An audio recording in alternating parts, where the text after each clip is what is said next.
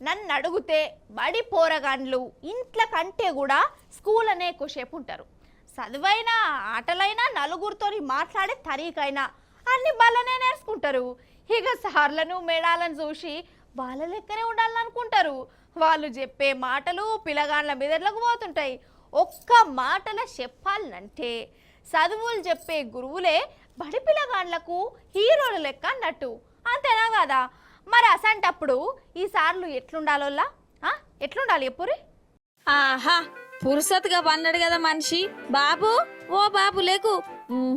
మన మాట వినేటట్టు లేడు అన్నట్టు ఈయన పన్నది ఏంటో కాదు, పశువుల కొట్టంలా పట్ట వటిలి బలర కొట్టంలా గిట్ల బిందాసుగా నిద్రపోతుండు. మరి దీనికంటే ముందు రోడ్డు మీద ఏమైందో చూడాలి.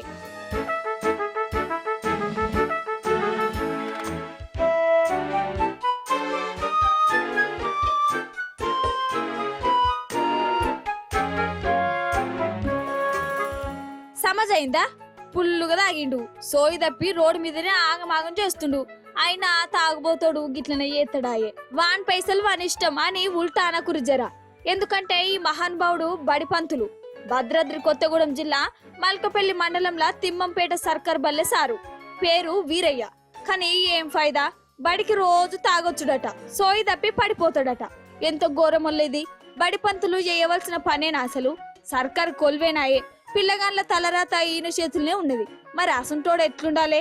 గిట్ల తాగొచ్చి పోరగండ్ల బతుకు చీకటి చేసుడేంది? కథకున్న వాడెత్తు. ఇక ఎప్పట్లెక్కనే మళ్ళా తాగిండు. ఈసారి జరంత ఎక్కువైనట్టున్నది. స్కూల్ బయటనే రామాయణం పెట్టిండు. ఊరి జనాలే ఈ మందు సార్ను లాబట్టి ఇట్లా పసులో కొట్టంలో పడేసిండ్రు.